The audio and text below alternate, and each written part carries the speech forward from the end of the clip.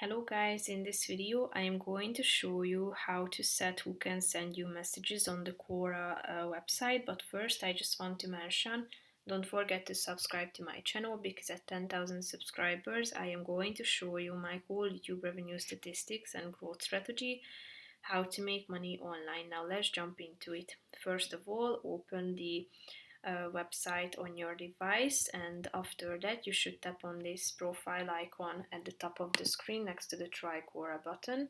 Click on settings below and then click on privacy in this left side of the screen, left side column of the screen.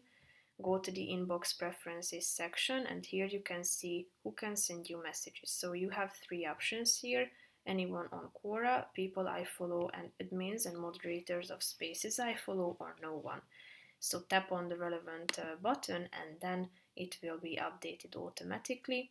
If you would like to change it or edit it, just come back to this section and you can edit it anytime. So that's pretty much it for this video, guys. See you in the next one. Bye bye.